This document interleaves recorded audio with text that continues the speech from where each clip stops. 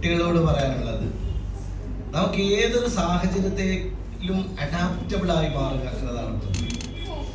ഇപ്പൊ നോളജ് എല്ലാവർക്കും ഉണ്ട് അല്ലെ? എല്ലാവരുടെയും ഫിംഗർ ടിപ്പിലേക്ക് നോളജ് വന്നു. പണ്ടത്തെ ഒരു കാലത്ത് എന്താ വെച്ചാൽ വായിച്ച് പഠിക്കേണ്ട ഒരു കാലമായിരുന്നു. ഇന്ന് നോളജ് എന്ന് പറയുന്നത് ഫ്ലഡഡ് ഇൻഫർമേഷൻ ആണ് നമ്മുടെ മുമ്പിൽ. ആർക്കും എത്രയും നമ്മുടെ അറിവുകൾ നമ്മുടെ ഫിംഗർ ടിപ്പിലേക്ക് ലഭ്യമാണ്. പക്ഷെ നമുക്ക് വേണ്ടത് ആ അറിവിൽ നിന്ന് നമുക്ക് ഏതാണ് വേണ്ടത് എന്ന് തിരഞ്ഞെടുക്കാനുള്ള ഒരു കപ്പാസിറ്റിയാണ്.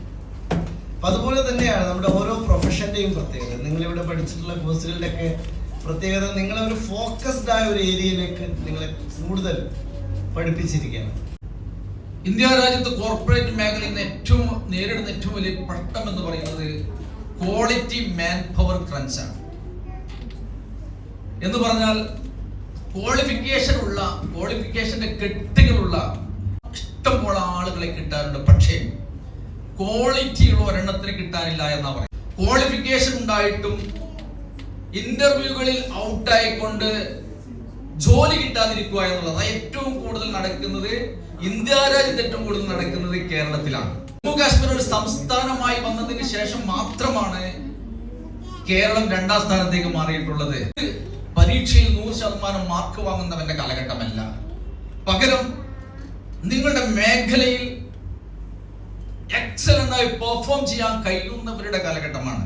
അപ്പൊ ഇങ്ങനെയുള്ള ഈ സോഫ്റ്റ് സ്കിൽസ് ഒക്കെ ഡെവലപ്പ് ചെയ്ത് നിങ്ങളെയൊക്കെ ഒരു സ്മാർട്ടാക്കി എടുക്കുന്ന സ്ഥാപനങ്ങൾ അത്യാവശ്യമാണ്. അപ്പൊ അതിന് ചുക്കാൻ പിടിക്കുന്ന മൂസക്കുട്ടി സാറിനും ഇവിടുത്തെ അധ്യാപകർക്കും ഞാൻ ആദ്യമേ അഭിനന്ദനം അർപ്പിക്കുകയാണ്. കാര്യം ഇങ്ങനെയുള്ള കുട്ടികളൊക്കെ ശരിയാക്കി എടുത്ത്, കാര്യം ഷീജ നേരത്തെ നിങ്ങളുടെ ഇവിടെ നമ്മുടെ സ്വാഗതം പറഞ്ഞ ഷീജ ഞങ്ങളുടെ ഹോസ്പിറ്റലിൽ വർക്ക് ചെയ്യുകയാണ്. പക്ഷെ എനിക്കറിയില്ലായിരുന്നു ഇവിടുത്തെ കുട്ടിയാണെന്ന്. വളരെ സ്മാർട്ടാണ്. ഷീജയെ പോലുള്ളവരാണ് ഞങ്ങൾക്ക് ഡൈവേർട്ട് ചെയ്ത് തരുന്നത്. ഈ 4 പേർക്കും ഈക്വലായിട്ട് പേഷ്യൻസിനെ കൊടുക്കാനുള്ള ദൗത്യം ഷീജയെ പോലെയുള്ളവരാണ് ഞങ്ങൾ ഏൽപ്പിച്ചിരിക്കുന്നത്. അത് വളരെ നന്നായിട്ട് ചെയ്യുന്നുണ്ട്. അപ്പം അത് നമ്മുടെ മൂസക്കുട്ടി സാറാണ് ഇതിന്റെ പിന്നിൽ പ്രവർത്തിച്ചതെന്ന് അറിയുമ്പോൾ വളരെ സന്തോഷമുണ്ട്. കാര്യം ഇങ്ങനെ നിങ്ങളെ പോലെയുള്ള ആളുകളാണ് നമുക്ക് ആക്ച്വലി ആവശ്യം. എത്ര പറ്റാണോ ഫാമിലിയിൽ വന്നതെന്ന് എനിക്കറിയില്ല. പക്ഷെ ആ ഒറ്റ വർക്ക് കണ്ടപ്പോൾ എനിക്ക് മനസ്സിലായി PGI എന്താണെന്ന്.